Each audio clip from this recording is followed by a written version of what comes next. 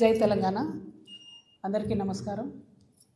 ఈరోజు మన రాష్ట్రంలో నడుస్తున్నటువంటి పరిపాలనలో పేదవారికి అన్యాయం చేస్తూ పెద్దవారికి మద్దతు పలుకుతున్నటువంటి కాంగ్రెస్ ప్రభుత్వం యొక్క భూ దోపిడీ గురించి తెలంగాణ ప్రజలకు తెలియజేయడానికి ప్రెస్ మీట్ పెట్టడం జరిగింది. ప్రత్యేకించి 1,00,000 కోట్ల భూమిని, ప్రభుత్వ భూమిని అప్పనంగా పెద్దవాళ్లకు ఈ కాంగ్రెస్ ప్రభుత్వం, రేవంత్ రెడ్డి సర్కారు అప్పచెప్తా ఉందని చెప్పి నేను సాక్ష్యాధారాలతో సహా మీకు సీరియల్ వైజ్ చెప్తా ఉంటాను. అందులో ఒక చిన్న పాయ హైడ్రాని అడ్డం పెట్టుకొని చేస్తున్నటువంటి దోపిడీ గురించి ఈరోజు చెప్పి, తర్వాత కంటిన్యూస్గా ఈ యొక్క భూదందా ఎట్లా నడుస్తుంది, ఈ భూదందాని మరి ఈ భూదందాని ఈ భూదందాని ఎవరెవరు చేస్తున్నారు, అధికారాన్ని అడ్డం పెట్టుకొని ప్రభుత్వ పెద్దలు, ముఖ్యమంత్రి గారి కుటుంబ సభ్యులు, అదేవిధంగా కాంగ్రెస్ పార్టీ ఎమ్మెల్యేలు, మంత్రులు, ఎంపీలు ఏ విధంగా ఈ భూదందా వెనుక ఉన్నారనేటటువంటిది కంప్లీట్గా విత్ ప్రూఫ్స్ కూడా తెలంగాణ ప్రజలకు నేను చెప్తాను. ఇంకొక మాట నేను చెప్పేది, ఇవాళ జరుగుతున్నటువంటి భూదందాను చూస్తూ ఊరుకునేటటువంటి వాళ్ళు ఇన్ని రోజులు, కానీ ఎప్పుడైతే తెలంగాణ రక్షణ సేన ఏర్పడ్డదో, తెలంగాణ యొక్క వనరులను కాపాడడం, తెలంగాణ యొక్క సంస్కృతిని కాపాడడం, తెలంగాణ యొక్క అస్తిత్వాన్ని కాపాడడమే ప్రధాన ఎజెండాగా మేము ఉన్నాం. కాబట్టి ఖచ్చితంగా ఈ ప్రభుత్వ భూములను ఎంతకంటే అంతవరకు పోయి, అవసరమైతే భూ పోరాటాలు, అవసరం అనుకుంటే లీగల్గా సుప్రీంకోర్టు దాకా కూడా పోయి ఈ భూములను ప్రభుత్వ పెద్దల కొరల నుంచి ఖచ్చితంగా కాపాడి తెలంగాణ ముందు తరాల వాళ్ళ కోసం ఉంచుతాం. ఎందుకంటే ఇవాళ మీరు ఈ ప్రభుత్వ వైఖరి చూసినట్టయితే కంప్లీట్గా ఎక్కడ అప్పులు దొరుకుతలేవని చెప్పి ఉన్న భూములన్నింటినీ కూడా అమ్ముకుంటూ హెచ్ఎండిఏ లేఅవుట్ల కింద, అనేక లేఅవుట్ల కింద ఉన్న భూములన్నీ కూడా అమ్ముకుంటూ ఉన్నారు. ఇంకొక పక్క ఏం చేస్తున్నారు, నిన్న రాత్రి కూడా హైడ్రా పోయి మన కూకట్పల్లిలో మంజిరా మాల్ వెనకాల పేదల కాలనీలో అవి ఖాళీ చేయించి అవి కూడా అమ్ముదామనేటటువంటి ప్రయత్నం చేస్తున్నారు. ఇక్కడ అమ్ముకుంటూ పోతే మరి మన భవిష్యత్తు తెలంగాణ అవసరాల కోసం ఎట్లా అనేటటువంటి విషయాన్ని దయచేసి మనం గమనించాలి. కాబట్టి ఇట్లా భూములు అమ్మడానికి, అదేవిధంగా అప్పనంగా ప్రభుత్వ భూములు పెద్దలకు అప్పచెప్పడానికి కూడా మేము తీవ్రంగా వ్యతిరేకంగా ఉన్నాం. తెలంగాణ రక్షణ సమితి తరఫున ప్రభుత్వానికి హెచ్చరిక చేస్తూ ఉన్నాం. మీ భూదందా అంతా కూడా బయట పెడతాం. మీరు ప్రభుత్వ భూమిని అప్పగించేటటువంటి పనులు దయచేసి మానుకోవాలి. మేము ఈ మధ్యలో ఆ శ్రీ ఆదిత్య అనే బిల్డింగ్ దగ్గర పోయి ధర్నా చేసినప్పుడు హైదరాబాద్లు ఉల్టా మా మీదనే దాడి చేసే ప్రయత్నం చేసిండ్రు. ఆ తర్వాత మేము సాక్ష్యాధారాలతో సహా తిప్పికొట్టినాం. అప్పటి నుండి ఇప్పటి వరకు శ్రీ ఆదిత్యని అయితే వాళ్ళు టచ్ చేయలేదు. ఎందుకంటే దాని వెనుక ఇప్పుడు ప్రస్తుతం ఉన్నటువంటి ఒక ఎంపీ గారు ఉన్నారు. ఆ ఎంపీ గారికి ఇక్కడే కాదు ఇంకా అనేక చోట్ల కూడా ప్రభుత్వం సహకారం అందించింది. కాబట్టి ఆ శ్రీ ఆదిత్య అనేటటువంటి దానివైపు వెళ్ళలేదు. కానీ నేను మళ్ళీ ప్రభుత్వానికి ఛాలెంజ్ చేసి చెప్తున్నాను, మీరు తక్షణమే హైడ్రా వెళ్ళి అక్కడ శ్రీ ఆదిత్య పనులు ఆపాలి. అది మూసి మీద మరకలాగా ఉంది, హైదరాబాద్ మీద మరకలాగా ఉంది. మొత్తం రివర్ బెడ్లోనే ఆ ప్రాజెక్టు కడుతున్నారు. కాబట్టి ఖచ్చితంగా దాన్ని ఆపాలి. దాంతోపాటు ఇవాళ నేను, ఎందుకంటే అది ఆపమన్న క్రమంలో రకరకాలుగా హైడ్రా మాట్లాడింది. మేము ఈ గత 4-5 రోజులుగా ఏం జరుగుతుందంటే, హైడ్రా ఇంత భూమి కాపాడింది, అంత భూమి కాపాడిందని రోజు హెడ్లైన్స్లో వస్తుంది. కాబట్టి ఎట్లా సెలెక్టివ్గా పెద్దవాళ్ళని వదిలేసి పేదవాళ్ళ మీద పడుతుంది ఈ సర్కార్ అని ప్రూవ్ చేయడానికే నేను ఇది 2021 ఇమేజ్ అండి. ఇది 2021 ఇమేజ్. ఇది ప్రేమావతిపేట పెద్ద చెరువు అంటారు దీన్ని. ప్రేమావతిపేట పెద్ద చెరువు 2021లో మంచిగా ఉంది, చెరువు నిండుగా ఉంది, చుట్టూ పచ్చదనం ఉంది, అక్కడ ఇబ్బంది ఏం లేదు. దీన్ని అప్పుడు బీఆర్ఎస్ ప్రభుత్వ హయాంలోనే పర్మిషన్స్ ఇచ్చిరు. దీనికి 2023 నాటికి చెరువులోకి అప్పటికే 7 ఎకరాల దగ్గరగా కబ్జాకి వచ్చేసినారు. అది మీరు చూస్తుంటే మీకు అర్థమవుతుంటుంది. ఇది మేము డిజిటల్ రూపంలో కూడా మీకు ఇస్తాము, తర్వాత కూడా చూపించడానికి ఈజీగా ఉంటుంది. ఇక ఇప్పుడు ప్రస్తుతం ఉన్న పరిస్థితి లేటెస్ట్ మా దగ్గర ఉన్నవి 2025 ఇమేజ్. ఓకే, ఇది 2024 ఇమేజ్. దాని తర్వాత 25లో కూడా పెద్దగా మార్పేం లేదు. మీరు చూస్తే కంప్లీట్గా చెరువులోకి ఎట్లా చొచ్చుకొచ్చినారో తెలుస్తుంది. ఇది ఎందుకు చూపిస్తున్నా అంటే, యాజ్ అన్ ఎగ్జాంపుల్, ఇది ఒక పెద్ద సంస్థ కడుతున్నది. ఆ సంస్థను ముట్టుకునే దమ్ముందా ఈ గవర్నమెంట్కి? 7 ఎకరాలంటే అక్కడ ఎకరానికి 100 కోట్లు పోతుంది. భూమిలోనే 700 ఎకరాలు పోతుంది. ఇప్పుడు దీని మీద 30 ఫ్లోర్లు 40 ఫ్లోర్లు పర్మిషన్ ఇచ్చినటువంటి పరిస్థితి కనబడతా ఉంది. అంటే ఎన్ని వేల కోట్ల వ్యాపారం చేసుకోవడానికి మీరు సహకారం చేస్తున్నారు. ఇది నేను అఫీషియల్గా కూడా నేను కంప్లైంట్ చేస్తాను. దాని మీద ఖచ్చితంగా చర్యలు తీసుకోవాలని ప్రభుత్వాన్ని డిమాండ్ చేస్తున్నాను. ఈ భూమిలో ఓన్లీ హైడ్రాదే కాదు, చెరువు కబ్జానే కాదు, మొత్తం పాత ఊరి నక్ష ఏదైతే ఉందో దాన్ని మొత్తం మార్చేసి ఒక 8-9 రకాల రెవెన్యూకి సంబంధించినటువంటి తప్పులున్నా కూడా ప్రభుత్వం చూసి చూడనట్టుగా ఉంది. ఇవన్నిటిని కూడా పెట్టుకొని మేము తప్పకుండా చెప్పడం జరుగుతుంది. ఇది ఒక ఎగ్జాంపుల్ చెప్తున్నా. రెండోది ఏంది, ఇది ప్రేమావతిపేట పెద్ద చెరువు, సర్వే నంబర్ 86, 7 ఎకరాల వరకు దాదాపుగా తీసుకున్నారు. అయితే ఇదే సంస్థకి ఇంకో దగ్గర కూడా ఇంకో పెద్ద భూమి కూడా ఇచ్చిండ్రు. అది ఫ్యూచర్లో చెప్తా దాని విలువ ఎంత అన్నది. రెండవది హైడ్రాకు నేను ఛాలెంజ్ చేస్తున్నా. ఏది, నాగారం మున్సిపాలిటీలో ఐకామ్ అనే సంస్థ ఉన్నది. ఇది మెగా కంపెనీ వాళ్ళు కొనుక్కున్నారు. ఆయుధాలు తయారీ చేస్తారు అక్కడ. ఇప్పుడు కేంద్ర ప్రభుత్వ పర్మిషన్ వచ్చింది, బాంబుల తయారు కూడా అక్కడ చేస్తూ ఉన్నారు. గమ్మత్ ఏంటంటే ఆ నాగారం మున్సిపాలిటీ మొత్తం మున్సిపల్ చైర్మన్, కౌన్సిలర్లు అందరూ కలిసి మున్సిపాలిటీలో తీర్మానం చేసిండ్రు. ఈ సంస్థ మా దగ్గర ఉండేటటువంటి 2 చెరువులు, మేడిబావి, జాలుబావి అని 2 చిన్న చెరువులు ఉంటాయి. ఆ 2 చెరువులలో ఈ సంస్థ 5 ఎకరాలు కబ్జా చేసిందని మున్సిపాలిటీలో తీర్మానం అవుతుంది. ఇరిగేషన్ ఆఫీసర్లు పోయి ఎంక్వైరీ చేస్తారు, అన్ని పేపర్లలో వస్తుంది. కానీ చర్యలు మాత్రం ఇప్పటివరకు తీసుకోలేదు. నేను మళ్ళీ అడుగుతున్న హైడ్రాని, మీకు మెగా మీద చర్యలు తీసుకునే ధైర్యం ఉందా? దీని సర్వే నంబర్ 59, నాగారం మున్సిపాలిటీ, ఐకామ్ అనేటటువంటి ఆయుధాలు బాంబులు తయారు చేసే సంస్థ రోడ్డు కబ్జా పెట్టింది, పార్కు కబ్జా పెట్టింది, చెరువులకు కూడా సగం వచ్చేసినటువంటి పరిస్థితి. మొత్తం యావత్ మున్సిపాలిటీ కంప్లైంట్ చేస్తే కూడా ఇంతవరకు చర్యలు తీసుకుంటలేరు. ఇది రెండవది.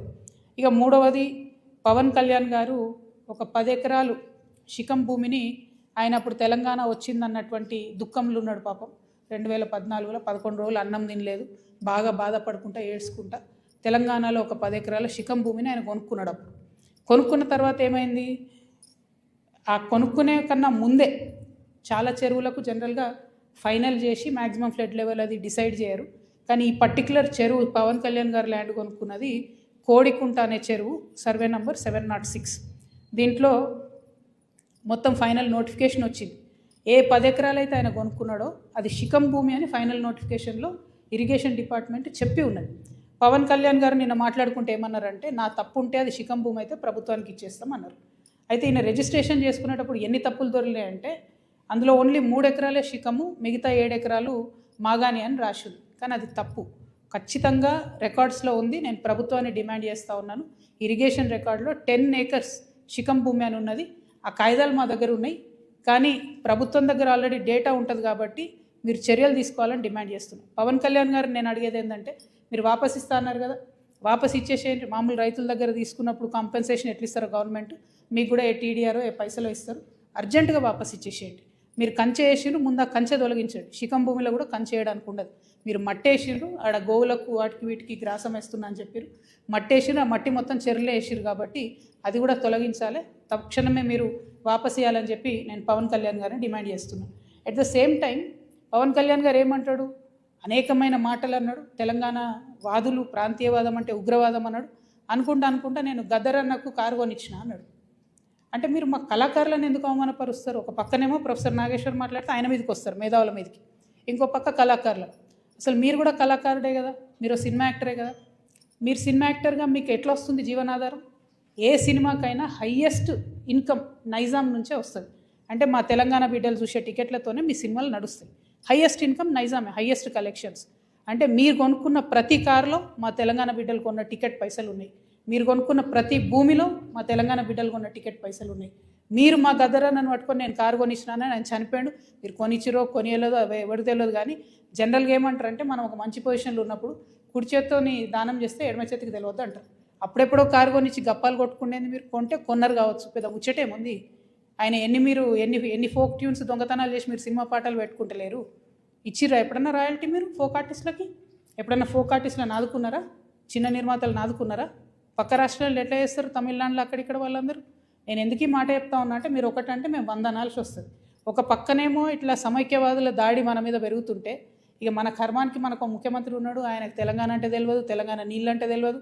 మేము ఎంటబడి కొట్లాడి మా పార్టీ పెట్టినాక కరెక్ట్ వారం లోపల పాలమూరు రంగారెడ్డిలో పెద్ద సభ పెట్టి, మన నీళ్ళు పోతున్నాయో మొత్తం ఎత్తుకపోతున్నారు ఆంధ్రోళ్ళు, మీరు ఏమైనా చేయండి అని లొల్లి పెడితే, నిన్న ముఖ్యమంత్రి గారు పోయి 2 రోజులు ఫస్ట్ టైం పాలమూరు బిడ్డ అయి ఉండి 30 నెలల నుంచి ఆయనకు తీరిక దొరకలేదట. నిన్న ఫస్ట్ టైం పోయి పాలమూరు ప్రాజెక్టుల మీద రివ్యూ చేసి ఏం మాట్లాడతాడు ఆయన, తీసుకుపోనండి 968 టీఎంసీలు మనకు వస్తే చాలు, 200 టీఎంసీలు ఆంధ్రోలు తీసుకుపోనండి, సంప్రదింపులు జరుపుతున్నాం మేమని చెప్తున్నాడు ఆయన. రేవంత్ రెడ్డి గారు, మీకు నీటి మీద అవగాహన లేకపోతే అవగాహన ఉన్న వాళ్ళతో మాట్లాడండి. వాళ్ళ ఆంధ్రోలు 200 టీఎంసీలు తీసుకుపోయిన తర్వాత రేపు పొద్దున హైదరాబాద్ నగరానికి పెరుగుతున్నటువంటి భవిష్యత్ అవసరాలకి కృష్ణా నీళ్ళు సరిపోవు, గోదావరి మనకు దిక్కు. నేను రేవంత్ రెడ్డి గారిని డిమాండ్ చేస్తూ ఉన్నా, మీరు కనుక బనకచెర్ల ప్రాజెక్టు కానీ ఇంకో ప్రాజెక్టు కానీ వాళ్ళు 200 టీఎంసీలు తీసుకుపోండి అంటే గోదావరిలో మనకు అడగండి అదనంగా 200 టీఎంసీలు. ఇప్పుడు 968 మనకు హక్కుభుక్తంగా ఉంది, 968 + 200 అడగండి. మీరు అడిగేంత వరకు మీరు బనకచెర్ల మీటింగ్ అటెండ్ అయినా కూడా మీరు తెలంగాణకు ద్రోహం చేసిన వాళ్ళే అవుతారు, మన భవిష్యత్తు నీటి అవసరాలన్నింటినీ కూడా పాతరేసిన వాళ్ళే అవుతారు. మీరు నేను మాట్లాడుకుంటా ముఖ్యమంత్రి గారు అంటారు అబ్కి బార్ కాంగ్రెస్ సర్కార్ అంట, కూర్చునే యువత ఆఖరి బారే ఏ కాంగ్రెస్ సర్కార్, ఆఖరి బార్ కాంగ్రెస్ సర్కార్. కాంగ్రెస్ పార్టీ ఇంక 20 ఏళ్ళు తెలంగాణలో రాకుండా తెలంగాణ మీద, తెలంగాణ వాదం మీద, తెలంగాణ వనరుల మీద, తెలంగాణ భూముల మీద బందిపోట్లు పడ్డట్టు పట్టుకొని దోసుకొని తింటా ఉన్నారు మీరు, మీ కుటుంబ సభ్యులు, మీ ఎమ్మెల్యేలు. నిజంగా ఘోరం ఏంటంటే ఈ దోపిడీకి అప్పుడు బీఆర్ఎస్ పార్టీలో దారులు తెరిస్తే, కిటికీలు తెరిస్తే ఇప్పుడు వీళ్ళు తలుపులు తెరిచి ఏకంగా దోసుకొని పోతున్నారు. అప్పుడు కేటీఆర్ పాలనే నడిచింది, ఇప్పుడు కేటీఆర్ పాలనే నడుస్తుంది. అప్పుడు కేటీఆర్ అంటే ఏంటంటే కేసీఆర్ గారు, తన్నీర్ హరీష్ రావు గారు, రామారావు గారు. ఇప్పుడు కేటీఆర్ అంటే ఏంటంటే కొండలరెడ్డి, తిరుపతి రెడ్డి, రేవంత్ రెడ్డి. అప్పుడు ఇప్పుడు సేమ్ పరిపాలన నడుస్తుంది తప్పితే వేరే ఏం మారలేదు. దోపిడీ మారలేదు, పెరిగింది, రాచబాట పట్టింది దోపిడీ.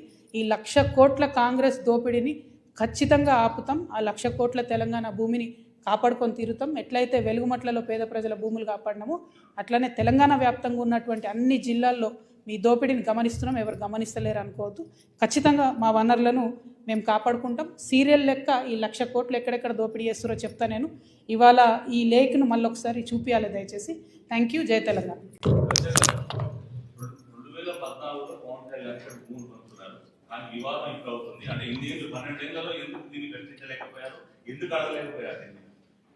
వన్ సెకండ్, ఇది ఒక్కటి చెప్పేసి కనబడుతుందా క్లారిటీ?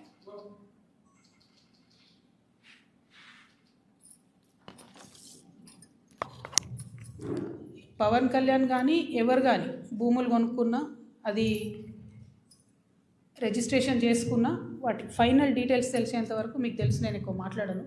నేను ఈ వివాదం వచ్చిన తర్వాత పర్టికులర్లీ పవన్ కళ్యాణ్ భూమి గురించి వాస్తవానికి నేను మాట్లాడలేదు. చాలామంది తెలంగాణ వాదులు తీసి ఇంటర్నెట్లో పెట్టిన తర్వాత అదేంది అని నేను డీటెయిల్గా తీసుకుంటే ఆ డీటెయిల్స్లో వచ్చింది ఏంటి అంటే అన్ని లేక్స్ లాగా కాకుండా ఈ లేక్కి ఫైనలైజేషన్ అయిన తర్వాత వారు కొనుక్కున్న 10 ఎకరాలు కూడా శిఖం భూమి అని తెలుస్తుంది. కాబట్టి ఆయన్నే అన్నారు కదా, శిఖం భూమి అని తెలిస్తే వాపస్ ఇస్తాను, వాపస్ ఇవ్వమని మేము డిమాండ్ చేస్తున్నాం అంతే.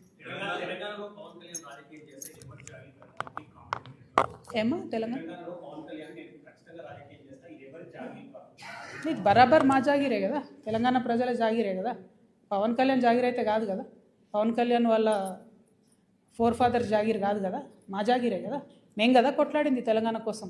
ఇట్లాంటి వాళ్ళందరినీ ఎదిరించి కొట్లాడినాం కదా. పవన్ కళ్యాణ్ అయితే ఏంది, వాళ్ళ అన్న అయితే ఏంది, మొత్తం వాళ్ళ ఆంధ్ర సంతతంతా వచ్చి కొట్లాడితే కూడా తెలంగాణ బిడ్డరు ఏదో చిన్న చీమలైన పెద్ద పామును బట్టి సంపుతాయన్నట్టుగా అంత పెద్ద ఆంధ్ర విషకూరల నుంచి తెలంగాణను బయటికి తెచ్చుకున్నాం కదా.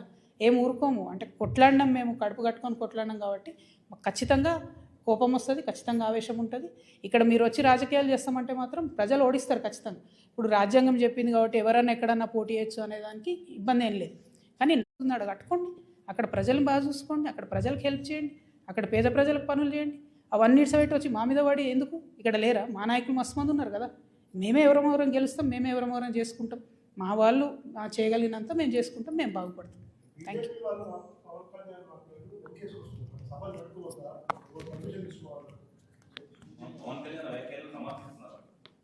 అంటే బీజేపీ వాళ్ళకి ఎవరు లీడర్ లేరు, వాళ్ళు ఏదో పవన్ కళ్యాణ్ వస్తే 2 ఓట్లు వస్తాయి అనుకుంటున్నారు. ఆ ఉన్న 8 సీట్లు కూడా పోతాయి ఈసారి, అవి కూడా రావు. ఎందుకంటే తెలంగాణ ప్రజలు గమనిస్తున్నారు బీజేపీ వాళ్ళు ఏం చేస్తున్నారు అన్నది. వడ్లు ఈడ 75 లక్షల క్వింటాళ్ళు కొనాలి అని సీఎం గారు అంటారు. పంజాబ్లో 100% పండిన గోధుమలన్నీ కేంద్ర ప్రభుత్వం కొంటుంది. మరి 8 మంది ఎంపీలు పోయి అడగొచ్చు కదా, ఇక్కడ 100% మాకు, మనకెందుకు 38% కొనాలి? మరి ఆ మాట ఎందుకు మాట్లాడారు? పవన్ కళ్యాణ్ తర్వాత సంగతి. ముందు అసలు మన ప్రజల కష్టాలలో బీజేపీ పాత్ర ఎక్కడు? బీజేపీ ఏం మాట్లాడుతుంది? డెఫినెట్గా బీజేపీని తెలంగాణ ప్రజలు రానున్న రోజుల్లో ఎలక్షన్లో ఖచ్చితంగా బుద్ధి చెప్తారు.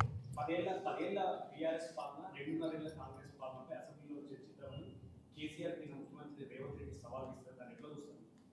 ఏమొస్తుందండి, ఇంతకుముందు వాళ్ళు సవాళ్ళు వేసుకున్నారు, ఒకసారి ఒక ఆయన వస్తే ఇంకొక ఆయన రాడు, ఇంకోసారి ఇంకొక ఆయన వస్తే ఇంకొక ఆయన రాడు, అందరు కలిసి మాట్లాడుకుంటే కాసేపు తిట్టుకుంటారు, మనకు ఎంటర్టైన్మెంట్ తప్ప రిజల్ట్ ఏముండదు అందులో.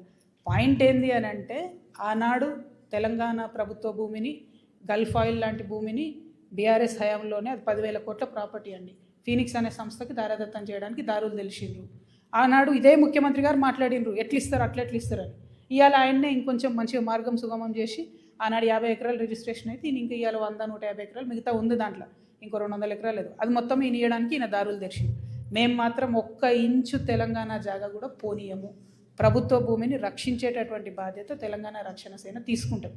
ఎట్లా అయితే మేము పోయి అక్కడ గట్టిగా పాలమూరు రంగారెడ్డి ఏమైందంటే ముఖ్యమంత్రి గారు పోయి 2 రోజులు అక్కడ కూర్చొని మాట్లాడి చర్చించి రావాల్సి వచ్చిందో, కానీ అట్లనే రేపటి నాడు భూములు కూడా ఖచ్చితంగా అదే విధంగా కాపాడుకుంటాం. నేను చెప్తున్నది, will go to any length, కోర్టుకైనా పోతాం, భూ పోరాటమైనా చేస్తాం, ప్రాణమైనా అడ్డేస్తాం. కానీ ఎందుకంటే ఫ్యూచర్ జనరేషన్కి ఉండాలి కదా భూమి. ఏముంది సంపద మన దగ్గర, ఉన్న భూమి అంతా అమ్ముకుంటే 1,00,000 కోట్ల భూమి ప్రైవేట్ వాళ్ళ చేతులకు పోతే ఫ్యూచర్ ఎట్లా, మనకు తెలంగాణకు ఆస్తులు ఎట్లా, వనరులు ఎట్లా? డెఫినెట్గా వాటి కోసం ఫైట్ చేస్తాం. గోదావరి వాటర్ కోసం కూడా ఫైట్ చేస్తాం. Thank you.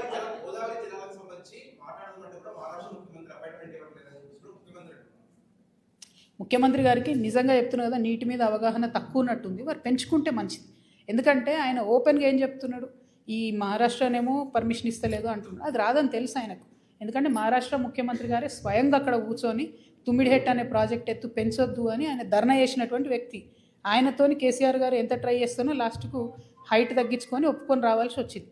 ఇప్పుడు ఈయన కాదే పనిని ఏదో చేస్తున్నట్టు బిల్డప్ ఇవ్వాలని చూస్తున్నారు. ఆయన ఇస్తలేడు అపాయింట్మెంటు. ఇక్కడ మరి ఈ రాష్ట్ర ముఖ్యమంత్రి మీకు ఇస్తలేడా? ఏపీ ముఖ్యమంత్రి మీకు ఇయ్యడా? మీ గురువుగారే కదా. ఆయన దగ్గర పోయి మాట్లాడుకొని మాకు 200 టీఎంసీలు అదనంగా ఇచ్చినాకనే మీరు 200 టీఎంసీ బనకచర్లు కట్టుకోవాలని అడగాలి కదా. జరిగే పనేమో చేయరు, కాని పనేమో చేస్తున్నట్టు బిల్డప్ ఇస్తారు. బేసికలీ అందుకే అంటున్నా, ఈ ఆఖరి బారే కాంగ్రెస్ సర్కార్, కాంగ్రెస్ పార్టీని మంచిగా 20 ఏళ్ళ దాకా బొందబెట్టడానికి వచ్చారు రేవంత్ రెడ్డి గారు. Thank you. జై తెలంగాణ.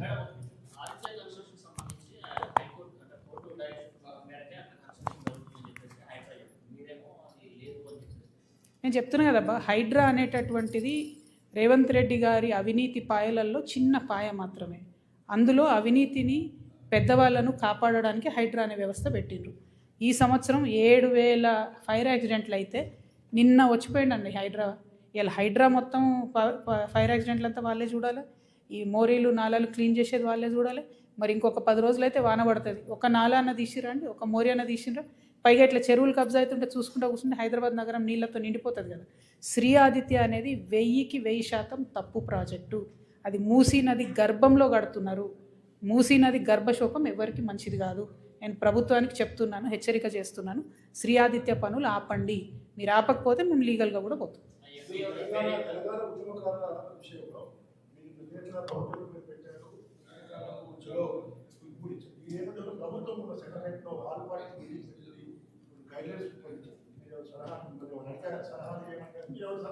మమ్మల్ని ఏం అడగలేదు. ఉద్యమకారుల పక్షాన మేము డిమాండ్ సరే తెలియదు మరి ఎందుకు చేయలేదో. మేమైతే రిజిస్టర్డ్ పార్టీయే, ఎందుకు ఇన్వైట్ చేయలేదు అనేది ఇక వాళ్ళ విజ్ఞతకు వదిలేస్తున్నా. అది పెద్ద అంశం కాదు.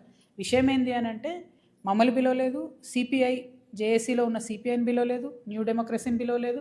అంటే తెలంగాణ వాదుల పక్షాన మాట్లాడే వాళ్ళని పిలవకుండా వైఎస్ఆర్సీపీని, టీడీపీని, ఏదేదో పార్టీలను పిలుచుకున్నారు. సో వాళ్ళ విజ్ఞతకు వదిలేస్తున్నారు, అది పక్కన పెట్టండి.